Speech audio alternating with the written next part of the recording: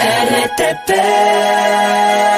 7:41, está Roger Celi, él es coordinador del Observatorio Legislativo y vamos a hablar sobre el nepotismo en la Asamblea Nacional, un tema que tocábamos hace unos momentos. Bienvenido a la mañana en RTP, estimado Roger, gracias por acompañarnos.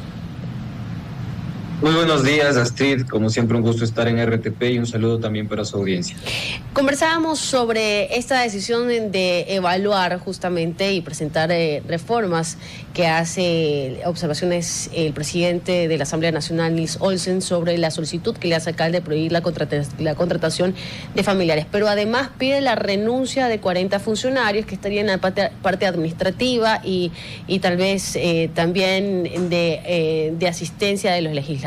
Pero con todo lo que se ha armado, sobre todo que sale desde un asambleísta, de las observaciones de un asambleísta como tal, que tiene pues dentro de la Asamblea Nacional, tuvo a su madre, pero sí está su tía y su hermano, que estaba también como asesor de un legislador, nace otro cuestionamiento. A ver, sí, hoy por hoy se podría pedir la renuncia de estos 40 funcionarios, pero ¿qué pasa, por ejemplo, con la figura que podría estarse formando entre el señor Egner Recalde y su hija, que fueron a través del voto popular y podrían estar pues ambos sesionando? ¿Qué pasa cuando la figura ahí por elección popular igual incorpora a familias? Dentro de la Asamblea no hay tampoco un límite como tal para establecer este tipo de figuras.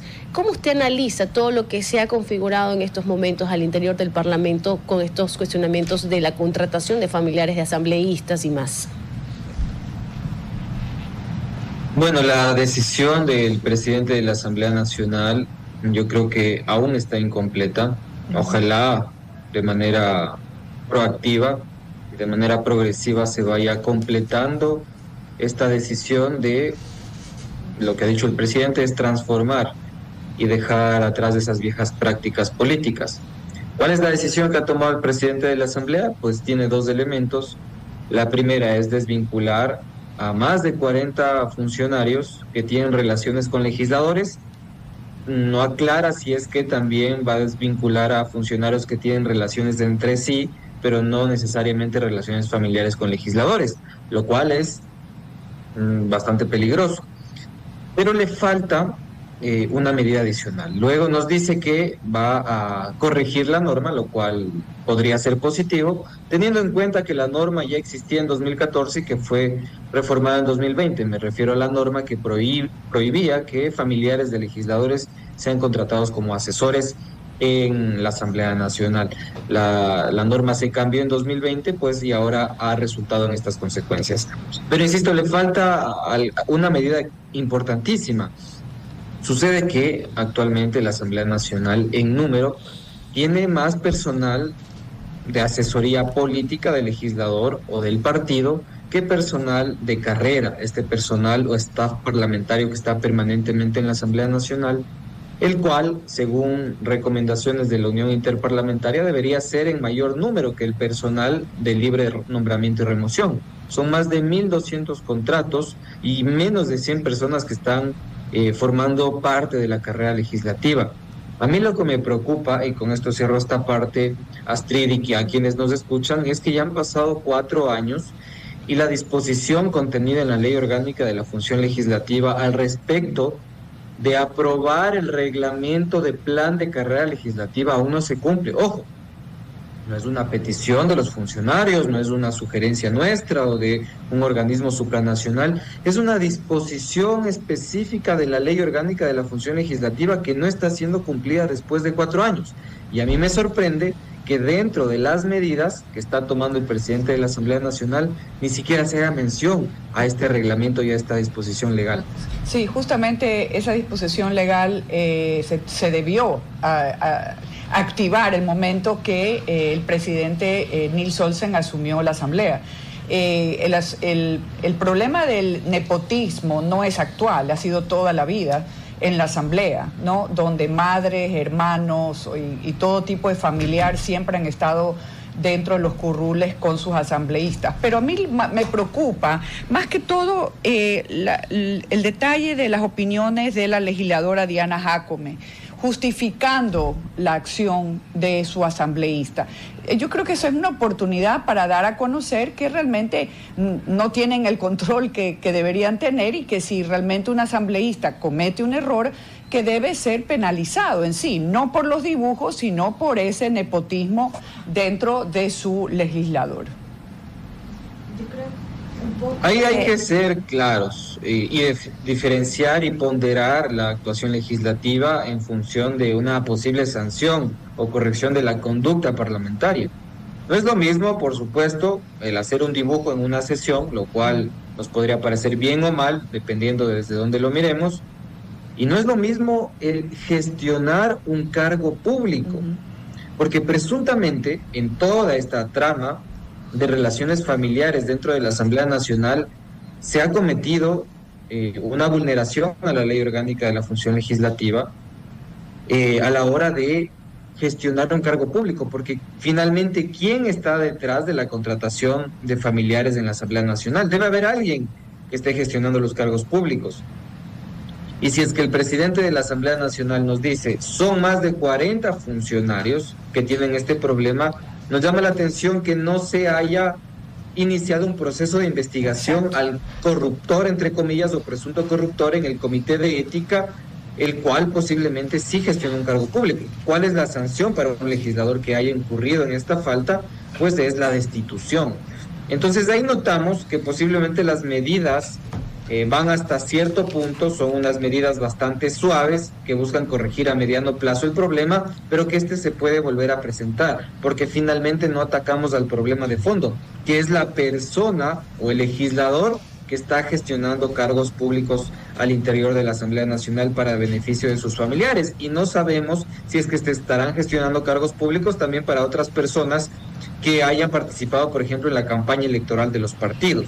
Entonces, si nosotros observamos, por ejemplo, que el dibujo del asambleísta Serrano provocó una lesión a la imagen institucional de la Asamblea Nacional, así lo dice la Ley Orgánica de la Función Legislativa, un legislador puede lesionar la imagen de la Asamblea Nacional y esto debe ser sancionado, pero miremos el problema que hay más allá y que es más grave, que es la posible influencia indebida para contratar personal parlamentario, no solo familiares, sino otro tipo de personas. ¿Qué medidas se van a tomar para esto? Esa es la gran pregunta que aún no tiene respuesta por parte de las autoridades. Justo me preguntaba un poco, abogado, de qué es lo que dice la ley al respecto, porque de repente, al momento de que votamos por asambleístas, por ejemplo, yo sé que ellos son esposos, yo sé que participó la mamá de tal persona, pero yo decido votar por él. Entonces, va más allá, yo creo, que de la ley, de qué está eligiendo el pueblo en ese rato. Sí, y quiero, a propósito de esta idea que plantea, rebotarle al doctor Roger una pregunta. ¿Y qué tal si en lugar de proscribirlo, simplemente obligamos a todo aquel que asume una función a declarar su posible conflicto de intereses o su vinculación directa con la persona que lo lleva? Y lo digo porque hacíamos el comentario antes. A nivel internacional tenemos ejemplos como la hermana del presidente Milei, como el círculo cercano del presidente Trump en su primer periodo, la designación hace años como fiscal general del hermano del presidente JFK. A lo mejor el enfoque del nepotismo es dime de frente lo que pretendes hacer si es que vas a incorporar familia y dime cómo eso no afecta el interés nacional y que todo el mundo lo sepa. ¿Qué opina al respecto, doctor? Muy interesante la pregunta. El nepotismo se diferencia de la gestión de intereses particulares. ¿Qué es lo que está normado en la Ley Orgánica de la Función Legislativa? La Ley Orgánica de la Función Legislativa establece que se deben establecer las inhabilidades para que familiares de los legisladores no trabajen en la Asamblea Nacional. Es básicamente eso, la prohibición es expresa. Ahora, se ha abierto la puerta en reglamentaciones que dejan entreabierta la posibilidad de que un despacho amigo contrate a mi familiar. Eso es lo que está ocurriendo y eso es lo que hay que cambiar y lo que ha dispuesto el presidente Olsen que hay que cambiar. Ahora, y ahí es el punto interesante que usted plantea, que es la gestión de intereses particulares dentro de la legislatura, lo cual está normado de forma incompleta en la Ley Orgánica de la Función Legislativa. La ley establece la presentación de declaraciones de intereses de los legisladores, declaraciones muy superficiales que nos hablan al respecto de las relaciones societarias, gremiales e incluso con funcionarios de alto nivel, pero no nos hablan más allá de, por ejemplo, relaciones familiares o conyugales que pueden devenir en conflictos de interés dentro de la Asamblea Nacional o en el espectro del Estado. La Asamblea Nacional, recordemos que en 2022 archivó el proyecto de ley de prevención de conflictos de interés y regulación del lobby en el Ecuador. Actualmente, la gestión de intereses en el país no es transparente. Los legisladores, si bien es cierto, declaran que tienen intereses particulares. Ojo, y es importante señalarlo, esta Asamblea Nacional aún no ha transparentado las 151 declaraciones de intereses de los legisladores, lo cual es un incumplimiento ya de la norma, pero no existe una ley de carácter nacional que nos ayude a prevenir que, por ejemplo, distintas redes de gestores de intereses influyan en la legislatura a través de los asambleístas. Ahí, pues, detrás de eso hay unos intereses particulares propios de los legisladores e influyan en las decisiones no solo de contrataciones del personal parlamentario, sino en las decisiones de las leyes. Las leyes de este país se construyen a través de influencias también y no hay una ley que transparente estas influencias. No quiero decir que eso debe ser prohibido o proscrito, como usted ha señalado, porque en ningún país del mundo se ha prohibido el lobby, el cabildeo o la gestión de intereses, pero sí debe ser transparente. Como usted bien dice, debe ser frontal, debe decirse con toda claridad cuáles son los intereses que voy a gestionar finalmente como legislador y cómo eso no compromete el interés público sobre el interés privado. Astrid, la última pregunta.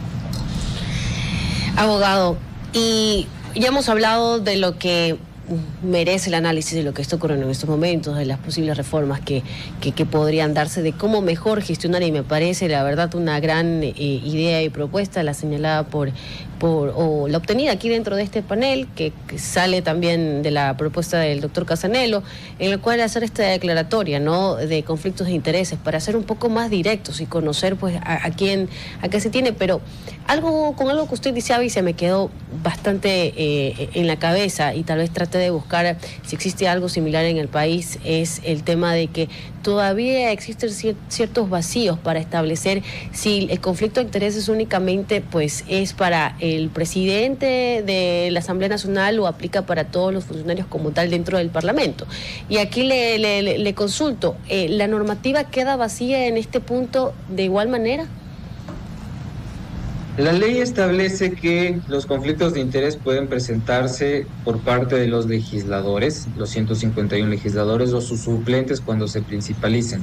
La ley establece el deber de inhibición, es decir, si es que yo tengo un conflicto de interés con determinado grupo empresarial, porque he pertenecido durante muchos años con este grupo, tengo acciones de intereses, lo cual es legítimo por supuesto, y voy a tratar una ley que podría beneficiar particularmente a este grupo empresarial, yo como legislador debo inhibirme de esa decisión.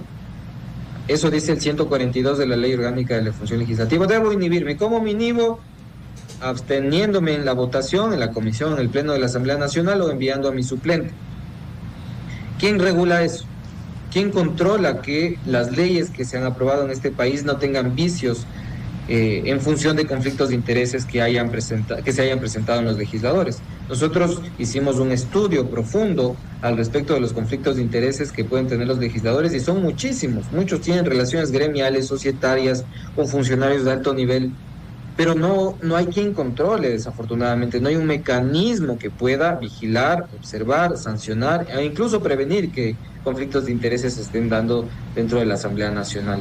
Este caso de nepotismo es nada más la punta del iceberg al respecto de lo que podría estar sucediendo en la Asamblea Nacional, al respecto de inequidades a la hora de tomar decisiones que están beneficiando no solo a familiares, sino a intereses particulares, a pesar de que existen normas, pero no existen los mecanismos de control. Entonces, yo insisto con el llamado de atención a esta presidencia de la Asamblea Nacional de que si ha empezado a tratar de reformar y a cambiar las cosas, que lo haga de forma completa. Se necesita el reglamento de carrera legislativa, que no lo pido yo como coordinador del Observatorio Legislativo, sino que está en la ley. La evaluación, formación de los funcionarios que van a formar parte de la Asamblea Nacional, incluso la posibilidad de hacer procesos competitivos de contratación del personal parlamentario para el staff legislativo, que tienen muchos congresos en el mundo, pero que desafortunadamente en Ecuador aún no se implementa. de los más de 1.300 contratos que hay en la Asamblea Nacional, al menos 1.200 son del libre nombramiento y remoción, es decir, son posiblemente incluso una moneda de cambio para jugar a la política parlamentaria, porque en un país que tiene un alto nivel de desempleo, ¿por qué no puede ser una moneda de cambio estos contratos que están abiertos y son discrecionales para los legisladores? 1.360 en el 2023 eran el número de funcionarios de la Asamblea Nacional, y de eso, como usted mismo señala, apenas 89 tenían una estabilidad como tal. Pero bueno, le agradecemos muchísimo, abogado, por habernos acompañado. Gracias por haber tocado este tema con nosotros y analizado con este panel justamente este punto que hoy pues se muestra parte de la coyuntura. Muchísimas gracias, Astrid. Un abrazo a todos y todas. Gracias. RTP.